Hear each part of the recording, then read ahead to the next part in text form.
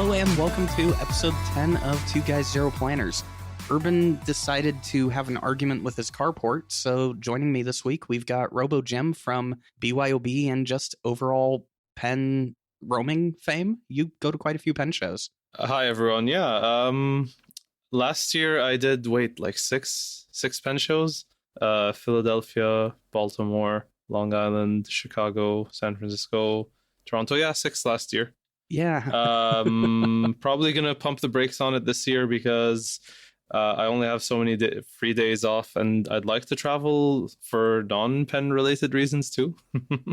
Yeah, but yeah, I'm definitely I'm not making the trek up to Chicago this year. I may just do Dallas because it's 3.5 hours away. What about St. Louis, or is that also far? Oh, St. Louis is like 8.5 hours. Yeah, that's far. Yeah. Yeah, but Dallas is a good show, I hear. Oh yeah. If what Brad said was any indication, then yes, that's my kind of show. I mean, speaking of shows, I was at the Philly show this year too, just last weekend. I want to hear about that, but before we do, I want to go ahead and do a quick shout out to our ongoing sponsors, Ron and the fine folks over at Pen Chalet, for sponsoring Two Guys, Zero Planners. Head on over to Pen Chalet, click that radio podcast link at the top of the page, and enter Two Guys in the How You Heard About Us section to unlock that site-wide 10% discount and take advantage of some killer deals, ink points, and free fast shipping on orders over $50. So once again, thank you, Ron, for everything you do for Two Guys, Zero Planners. So, Philly, how was it? Well, it was very cold. It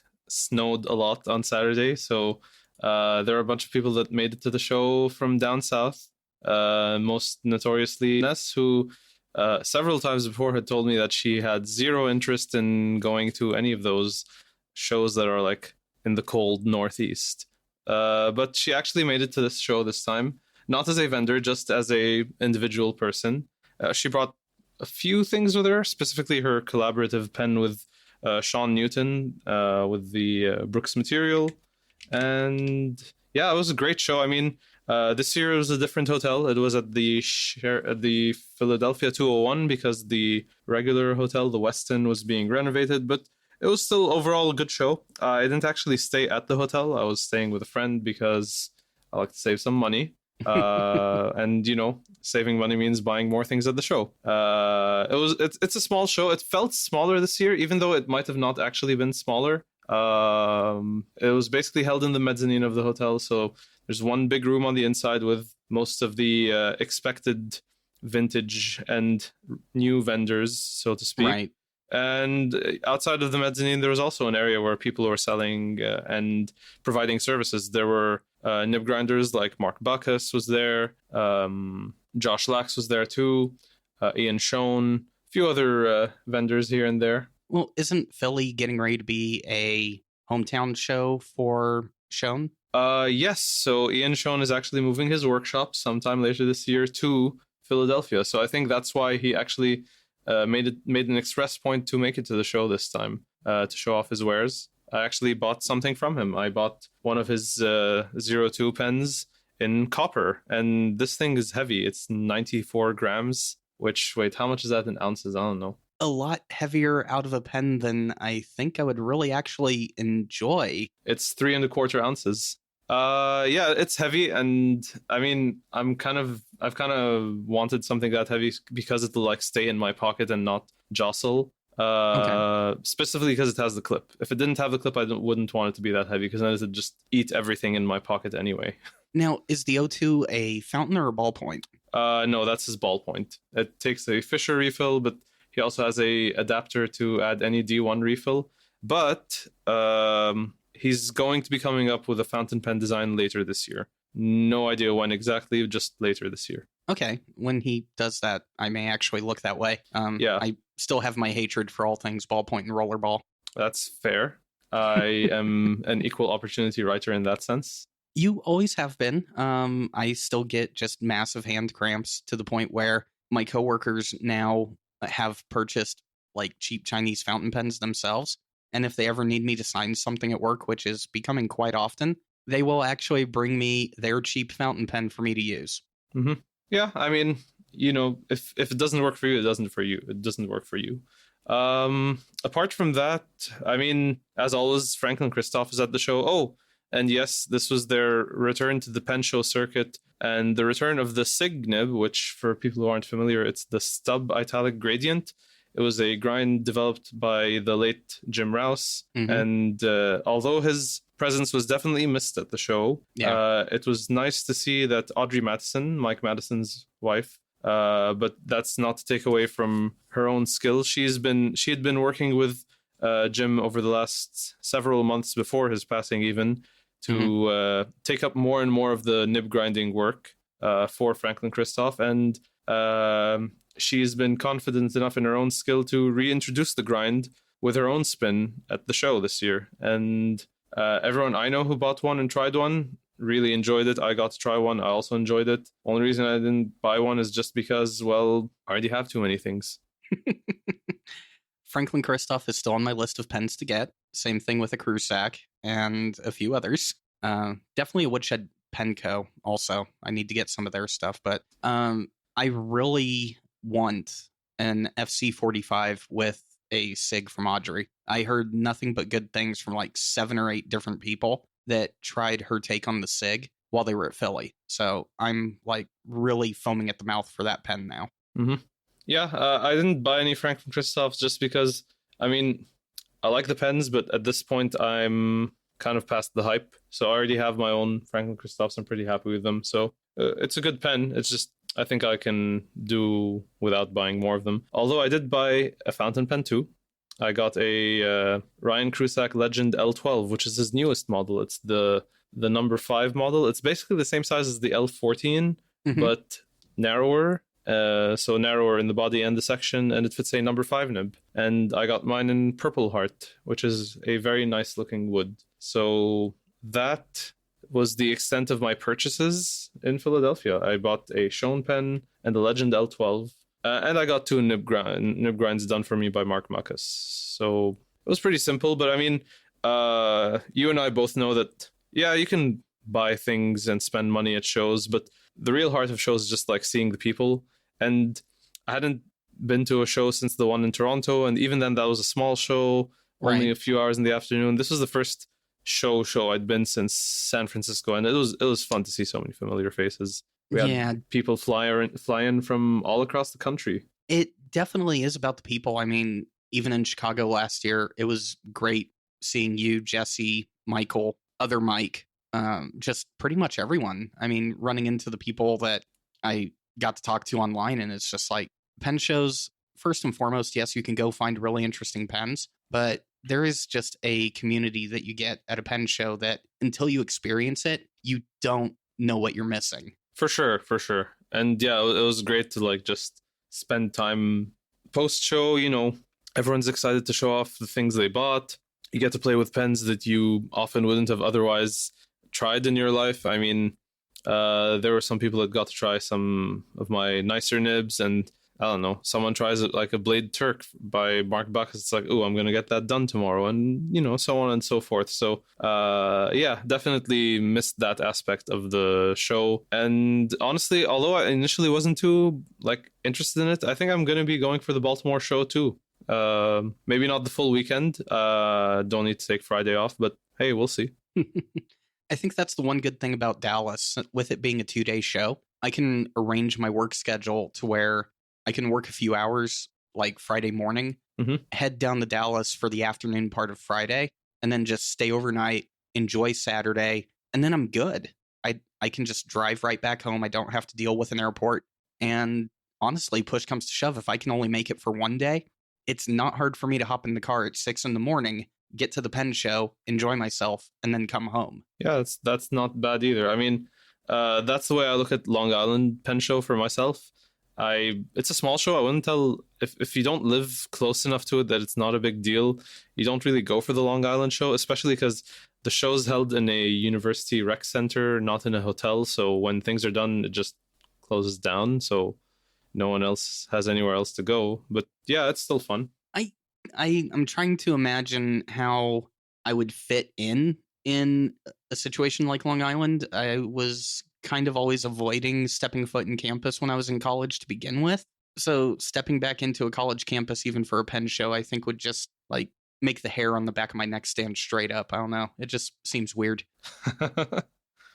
Also, it's on College Long Island, campuses, so man. College campuses. They can do some strange things to you. I mean, I passed through my college campus when I was in Lebanon in December, and I was just like, I don't really miss this place. I mean, I miss the people who were there, but I don't really miss the place itself. Yeah, I miss the professor that I was a teacher's assistant for, but that's pretty much it. The one thing, I don't know. I'm definitely not going to be doing any rabid pen buying like I did last year. Thank you, Jim, for putting me on that path to pen destruction. I wasn't the only one, to be fair. That's true. Who was the first one that actually got me to do something? Was it you or was it Mike Madison? I don't remember at this point. It was the M400 and it was Mike Madison. Sounds about right. Yep, he was the first one, and then it went downhill from there. You know, I don't have a single pen from that pen show anymore. Oh, you got rid of the Nakaya too, yeah? Yes, had to use the Nakaya to pay for part of Karma's surgery. So, yeah. You have been penabled spectacularly at some points. I did have a nice penabling story of my own for Philly. So a friend of mine, Angela, aka Inky Converters, was visiting New York she had research purposes, and just she wanted to hang out. So she came to the Big Apple Pen Club Thursday night before Philly started, and me and our mutual friend Franklin Williams, Pens and Pictures, basically convinced her that to push her flight by a day and come with us to the Philly Pen Show. Oh, wow. So I don't know if we've ever penabled anyone that hard. As far as pen show scheduling, probably not. But I mean, it was lots of fun. It was great because also I didn't tell. So I'm on another Discord, Pens and Friends, where we have some mutual friends. So once I convinced Angela, I told her, don't tell anyone else. So once we got there, I go and say hi and hug people, and when they see her, they just have their faces light up and it's like, what are you doing here? And it was just it was an awesome reaction. So it was very nice. It was lots of fun. See, that's good penabling. Yeah, I mean, ultimately she did spend more money. Yes, she had to stay in a hotel room with someone else, but I mean, she still had lots of fun. I call that a good trade-off. Yeah. Did Lisa do her mixer table even though she wasn't a vendor for the show? Yes, she actually did hold it, and I actually filmed most of it on my Instagram story, and I think I might try to bring those into some form of video to see if we can link it later on. Now, is that robo.gym or robo.jpg? Robogym.nib. Robogym.nib. I'm going to put it in the archive so it will be visible for people there. It was pretty interesting to watch. There were a bunch of people speaking. Ryan Krusak, who is new to the thing, spoke. He spoke about his history and how he got started with making pens. Actually, funny enough, it actually started because of Mont Blanc, because he wanted to, I guess he had, I forgot what his job was at the time, but he thought of buying a nice pen to celebrate his new job. And when he went to the store, he found out that, wow, why are these so expensive? And they tell him, oh, it's made of precious resin. And he just thinks to himself, that's, I'm paraphrasing here, that's BS. That doesn't sound right, because he works with actual precious materials, which are rare woods and other natural materials, and he decided he's going to start making pens. And yeah, he figured the profit margins on those pens were crazy ridiculous, and you could undercut them and make even nicer pens. And if you look at, for the people listening, if you look at anything that Ryan has posted at rkspens.com, his prices are insanely reasonable for just the amount of work he puts into them. These are true works of art. It's definitely one of those things, you see them online, you just think it just looks like a wood pen, but then you have to hold them and use them and realize they're perfectly balanced. They're lined up in a way that they always match up. They're very nice pens, and they're definitely it's one of those things you need to see in person. And even then, some people might not like them, but everyone still appreciates his own work for it anyway. I mean, I like his scrimshaw work. The wood pens are really good. I like the grain on them, but the scrimshaw stuff he does is what really draws me to his work. You could even submit your own design if you wanted to. Someone was speaking to him about submitting a Cthulhu-esque design, so he's even open to some darker things. Wait, maybe. You mean so I could have him do a custom the Inktwell scrimshaw if I beg nice potentially enough? You'd probably, you just have to email him and ask him about it. So usually he in his case, he usually draws the designs and then has it done with a machine. But I guess you could pass him a picture. I mean, I don't know how much resolution it needs, but yeah. I mean, honestly, his handwriting is nice enough. I would actually like him to just handwrite it in there with his own flair. I mean, he's the artist in that situation. I'm just a random guy that does YouTube videos and podcasts. It's one of those things you need to email him to figure out what he can and can't do. I'll put that in the reply. He's getting ready to send me his current L12 inventory that's left over from Philly, so I can go ahead and take a pic of an L12. Nice. And when I say take a pic, I mean buy one at full price. I need to start clarifying that more now that I do the whole review channel thing. Some people got mad at me, even though I was putting disclaimers in the videos of, hey, I got this at discount. I had one guy do a complete freak out on me. Yeah, so good times. Well, I mean, have you received anything recently? I did. Actually, I need to check the mail because I did just get a hand rubbed pen pillow. Mm-hmm. Yeah, so this person on Instagram takes stones and just rubs out a perfect pen pillow from the stone. Nice. Who is that person? I don't know where my phone is. That's weird. Quadrupod? Okay. I think it's Quadrupod. I'll correct myself in the show notes if I'm wrong. But yeah, they just hit me up on Instagram and they're like, hey, so you need another pen pillow. Interesting. Okay. Yeah, it's definitely interesting. Nothing is more interesting than having someone literally go, hey, I'm going to send you like 4 pens, review them, and then send them back. Yeah, it's always one of those things where it's like, is this actually happening? Yeah, kind of like the time I got the paper made out of elephant poop. That's definitely an interesting story. Did you end up using it or not really? I gifted it to one of my managers at work and they used it. Did it smell or not really? No, it was actually very sterile. We were surprised. Okay. Yeah, we actually did a germ culture on it and everything. Nice. Okay. Yeah, I mean, it was what you would expect for elephant paper, but all in all, it was really clean, wrote really well. The small writing sample I did on it, it had just enough tooth, but not so much that you felt like you were like ripping the paper when you were writing on it. Anything else? Well, last year, this bearded guy and this calligrapher teamed up to get me a Parker 51. I wonder who you're talking about. Yeah, I don't know. Robot Kirk. I think it's Robot Kirk. No, Robo Jim. Yeah, that guy. But I finally got around to doing a review on it, and yeah, that pen is actually... I love that pen. Thank you, by the way. The 51's like a timeless design, so it's pretty nice. Like, it's another one of those pens that people don't think about immediately, and it's just that, you know, people are afraid of vintage, and it's like whenever someone tells me they're afraid of vintage, I just tell them get a 51. It's like brainless, you know. I forgot if yours is a vac or an aerometric. Does it have the pump at the back? It doesn't have the pump at the back. It's so then it's aerometric with the lever. Yeah. So that's even easier. So if you're a newbie to vintage, an aerometric Parker Vacuumatic 51, Parker 51, not Parker Vacuumatic.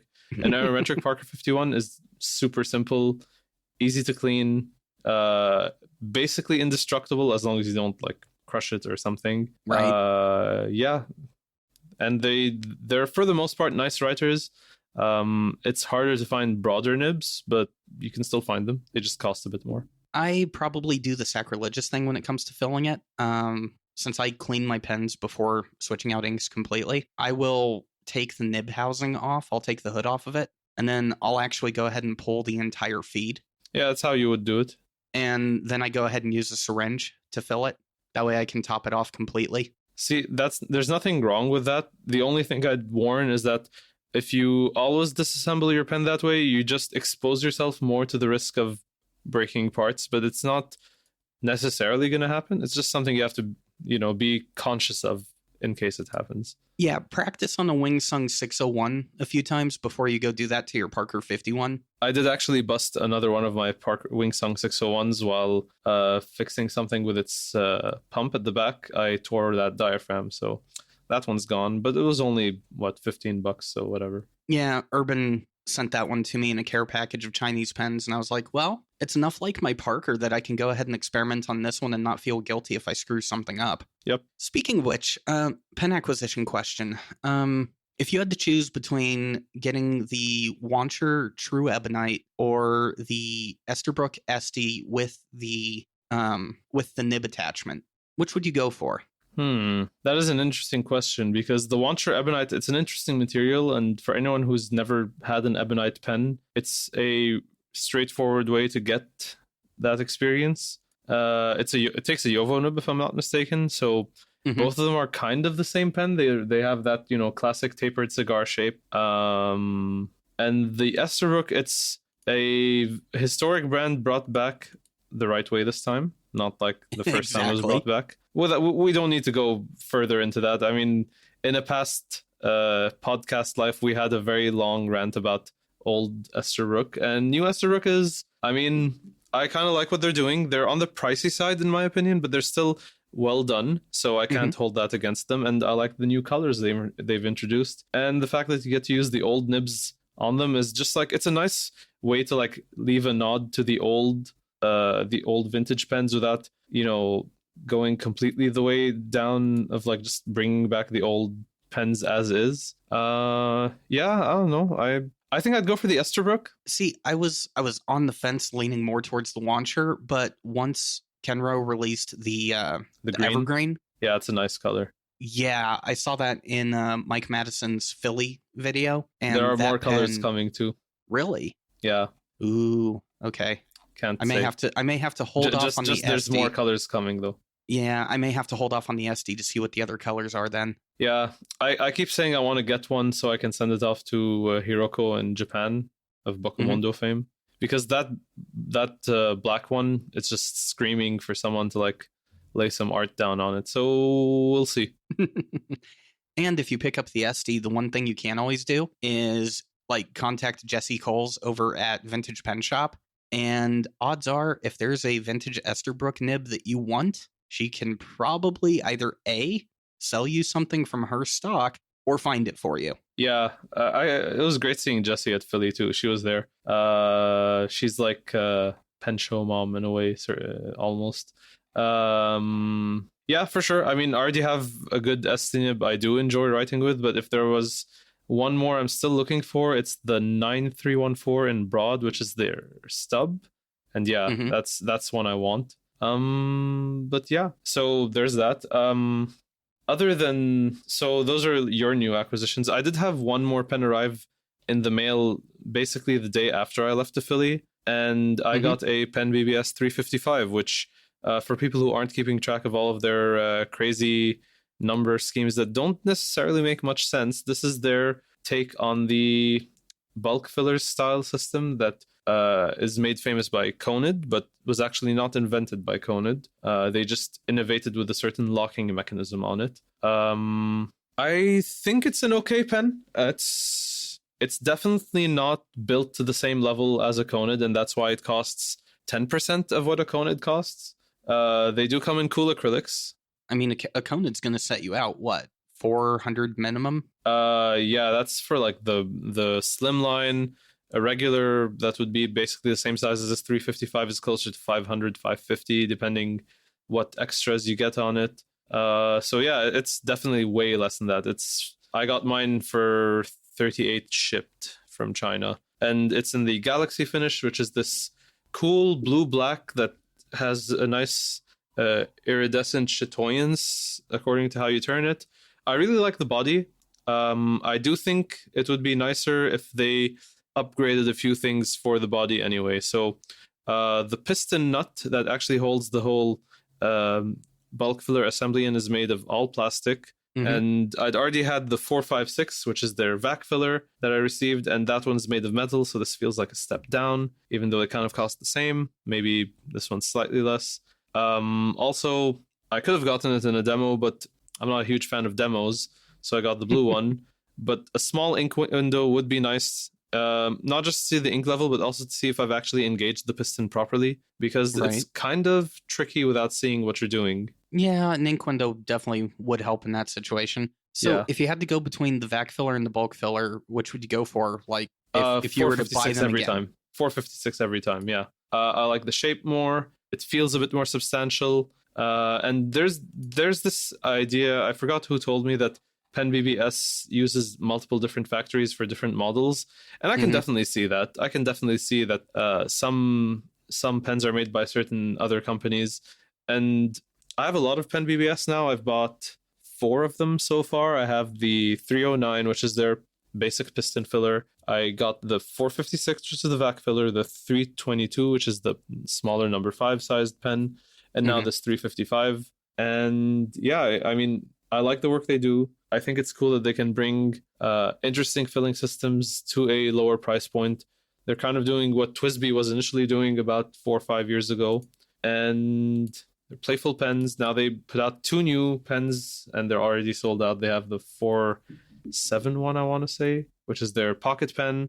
It's shorter than a Moonman Wankai, but has a bigger nib and is wider. Has a weird funky ring you can use to like make it longer if you want. And the 380, which is a metal sort of decapod twist like design. It's not a decapod twist, it's different proportions, but the inspiration's clearly there. And yeah, some people might call it a ripoff, but I mean, again, just like with the 355 bulk filler, no one who's buying a Conid's really gonna just be like, oh, instead of buying a Conid, I'll buy this Pen BBS, or instead of buying a Nakaya, I'll buy this Pen Well, because BBS. when you spend that much money on a pen, when you spend $400, $500, $700 on the pen, 9 times out of 10, you're also getting custom tuning with that pen as well. For sure. For sure. I mean, I go out and I spend $700 on a Nakaya Piccolo, and Nibs is going to ask you, how do you want this nib tuned? Do you want it dry? Do you want it wet? And you're going to get that nib, and if it doesn't fit your style, they'll actually work with you to make it right.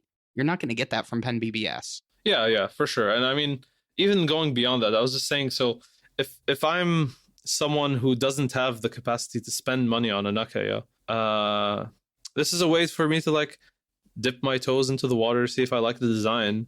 And even if I did have the money to spend on a Nakaya, if I want the Nakaya, I'm getting that. I'm not gonna, be like, oh, now that there's this, I don't need the Nakaya.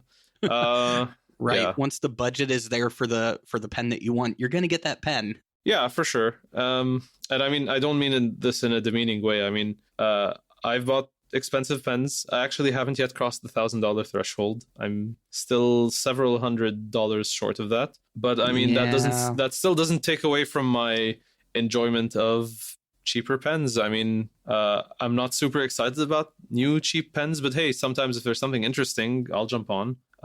So yeah, and this pen BBS 355 I got has their new medium nib, which is a first for them because normally they just have that fine nib or the fine sort of Waverly nib that they've done on other pens. Mm-hmm. And it's nice that Bainey Zheng, who works for, I believe she does like PR or marketing or something with Pen BBS, Mm-hmm. on their Instagram. She showed a while back that they have all sorts of nib sizes coming up. They labeled them in millimeter sizes, so they were like 0.4, 0.5, 0.6, 0.7, etc. So I think we're gonna start to see those. Hopefully they'll start to be like standard offerings you can just buy as is, because I'd love to replace the nib on my 309 with something bigger. I mean, I'd really like to see I want to see more variation from Pen BBS on the nib size. Yeah. Because that's really the only thing keeping me from getting them. Fine nibs are good, but you get bored of them eventually. Yeah, I mean, one of the things I like doing, the more crazy a pen looks as far as the acrylics or the patterns, I'm buying that pen more for the artistic flair I can get from it, and having that wider nib where the ink can really do a lot of work with its shading or sheening properties. That's why I buy that pen. I want it to stand out when I use it. Yeah. And I mean, they're coming. They're on the way. And just kind of a note, there are some 456 pens on the Pen BBS Etsy store, as well as a bunch of the 471 pocket pens. I think they made a lot of those, and I mean, they're small, and I think the design's probably simple enough that they can just like churn them out really quickly, versus say the 456 and 355 probably take a bit more tweaking to get right. Oh yeah. Yeah. Well, Jim, it's definitely been a pleasure. Long time no talk, and thank you for joining me tonight. Thanks for having me, Yvgenii. I mean, whenever you need some help, just let me know. It's interesting. So last month I recorded something with Urban, and now I recorded something with you. So maybe we'll do a three-way at some point. Wait, that turned out wrong. Oh man, I had a moment just like that last night on Philosophical, so I know how you feel. Yeah. Well, you have a good one. Thank you guys for listening, and till next week, we'll see you then. Bye.